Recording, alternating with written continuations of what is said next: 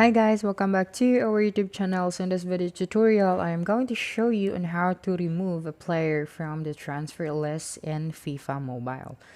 So now the first thing that you'll need to do is just to go to the market option. Okay.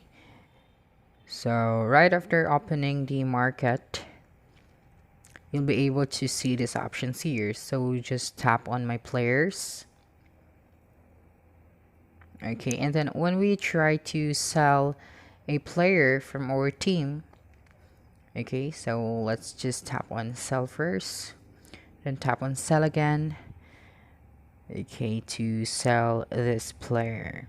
So now that player is now on the transfer list. So in order to remove that, you'll just have to tap on the X icon at the top right corner of the player's profile. So it will be removed from the transfer list. Okay, so that's how you can do it. And that's it. Don't forget to subscribe to our YouTube channel for more video tutorials in the future. Bye bye.